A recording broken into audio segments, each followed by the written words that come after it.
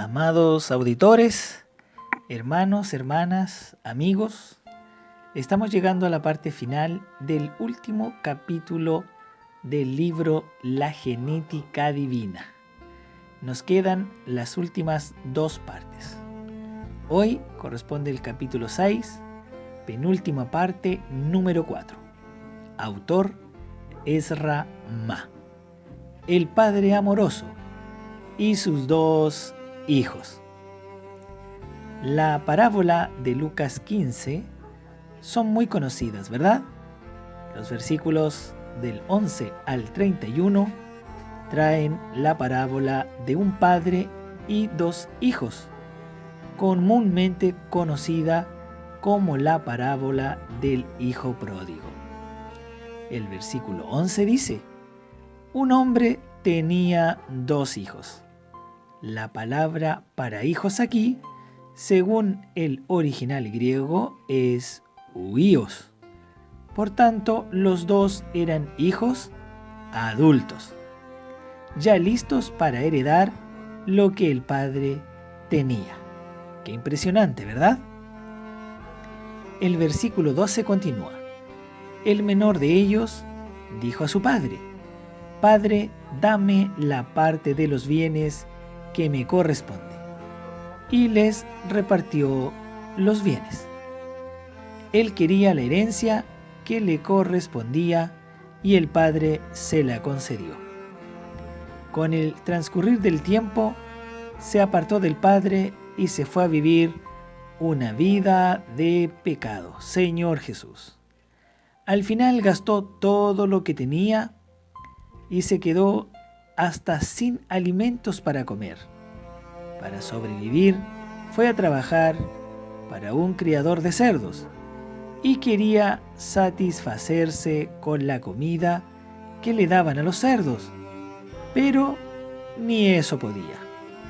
Entonces decidió volver a la casa del padre, quien lo recibió nuevamente como su hijo. En aquel día hubo una fiesta en la casa y el padre dijo que todos se debían alegrar con él.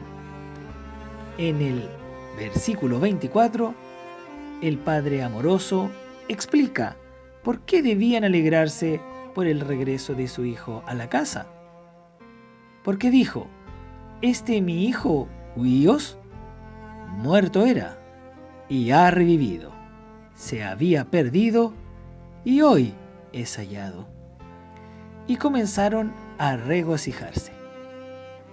Si usamos los términos de hoy, el padre hizo un asado para celebrar el regreso del hijo con salud. En los versos del 25 al 27 tenemos entonces la reacción del hijo mayor, aquel que se quedó en casa. Y su hijo, nuevamente huíos, que quiere decir mayor, estaba en el campo, y cuando vino y llegó cerca de la casa, oyó la música y las danzas, y llamando a uno de los criados, le preguntó qué era aquello. Él le dijo: tu hermano ha venido, y tu padre ha hecho matar el becerro gordo, por haberle recibido bueno y sano. El hijo mayor se enojó y no quiso entrar. Él se sintió ofendido con el padre. Sin embargo, él intentaba reconciliarlo. En los versículos 29 al 30 nos muestran cómo el hijo mayor se veía a sí mismo y su posición junto al padre, mas él, respondiendo, dijo al padre: he aquí, tantos años te sirvo, no habiéndote desobedecido jamás, y nunca me has dado ni un cabrito para gozarme con mis amigos. Pero cuando vino tu hijo, que ha consumido tus bienes con rameras, has hecho matar para él el becerro gordo. El hijo mayor se consideraba solo como un empleado que trabajaba para su padre y pensaba que no tenía derecho de disfrutar de nada de la casa. ¡Wow! ¡Qué admirable esto! Todo lo que es de Dios, queridos hermanos, amigos, es nuestro. Vamos a los versículos 31 y 32. Sin embargo, nos muestran la visión del Padre con relación al Hijo. Él entonces le dijo: Hijo, tú siempre estás conmigo, y todas mis cosas son tuyas. Aquí le estaba hablando al hijo mayor.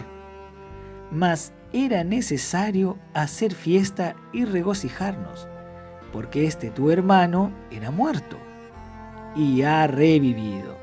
Se había perdido y es hallado.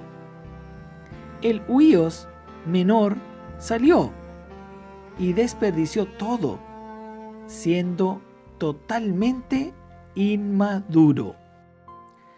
A pesar de ser maduro físicamente, no tenía interés por las cosas de su padre. Solo quería tener dinero para gastarlo. Pero gracias al Señor, él se arrepintió. Existe un camino maravilloso que se llama arrepentimiento. Volvámonos al Señor e involucrémonos más con las cosas de Dios. No existe un mejor lugar para eso que la vida de la iglesia. El problema del hijo mayor era que siempre estaba en la casa, pero no valoraba su estadía allí. Podemos estar en la casa y no irnos, pero ¿valoramos realmente la vida de la iglesia? ¿Tiene la conciencia, la noción de que todo lo que Dios tiene es suyo? ¿O cree que la obra del Señor es del hermano fulano? La iglesia pertenece a los hermanos Mengano y Sutano. ¿Considera que la vida de la iglesia es suya realmente? ¿Se siente dueño de la vida de la iglesia? ¿Siente que este es su negocio? ¿Daría todo lo que tiene por ella? ¿O lo pensaría? No tengo nada que ver con eso. Vengo a la reunión, pongo mi ofrenda en la caja de ofrendas porque los hermanos se preocupan de eso. Si es así, usted es como el hijo mayor que no valora su herencia. No la veía como su propiedad. Tenía todo, pero no disfrutaba nada. Nunca hizo un asado. Él podía haber hecho un asado, podía hacerlo, pero no tenía la visión correcta de su posición allí. Pensaba que solo trabajaba y no podía disfrutar de nada. Él nunca consideró que aquello que el padre tenía también era suyo. ¡Qué lástima! ¿Usted sabe que la iglesia es suya? Debemos valorar lo que tenemos y también valorar cada oportunidad para servir al Señor, junto con los hermanos. Más que nunca, valoremos las conferencias. En esos eventos estamos todo el día juntos para tratar los asuntos de nuestro Padre. Gracias a Dios por las reuniones, por los encuentros, por los eventos. Nuestra salvación es estar con los hermanos. Alabado sea el Señor. En resumen, lo que Dios quiere hacer de usted es un heredero. No solo un hijo, sino un verdadero heredero. No se conforme con solo clamar Abba Padre. No se conforme con ser un hijo de nombre, de posición, con la condición de hijo, pero que aún es infantil. Necesita crecer, necesita vivir la realidad de la filiación, tener conciencia de que es un hijo de Dios y además necesita conocer los negocios de su padre. Cuando el Señor vuelva, Él le dará la herencia y tendrá que administrar las cosas del Padre. Si no tiene experiencias en esta era, ¿cómo va a administrar los negocios de Dios en el futuro. Hoy es su oportunidad. En la vida de la iglesia, aprovéchela. Vamos al siguiente subtítulo. El progreso divino. ¿Qué es la deidad? La deidad es la cualidad que Dios tiene de ser adorado. Nosotros los seres humanos jamás podremos ocupar la posición de ser adorados. Únicamente Dios puede ser adorado. Pero nosotros somos hijos de Dios, es decir, la cría de un pez es un pez. Por tanto, el Hijo de Dios es un Dios. Somos como Dios en vida y naturaleza, pero sin la deidad. Cuando lo miro a usted, yo debo ver a Dios. Eso está en 1 de Juan 3, verso 2. Pero si al mirarlo no veo a Dios todavía, es porque usted no ha alcanzado la etapa de la plena filiación.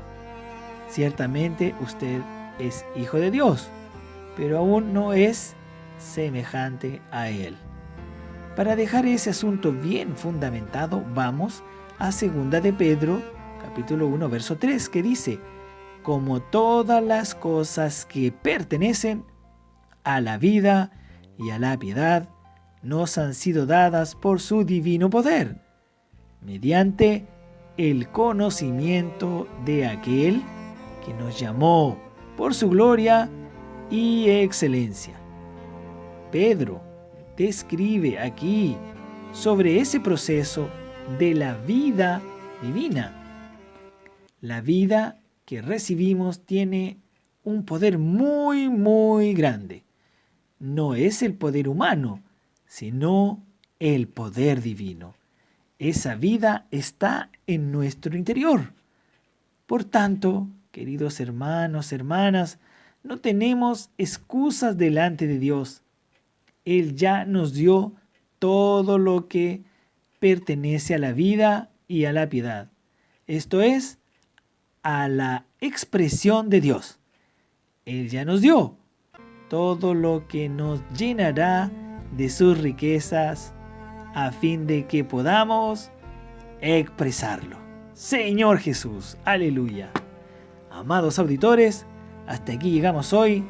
Nos vemos en el próximo y último audio de este capítulo, que llevará por título ¿Qué es la piedad? Sean todos muy bendecidos.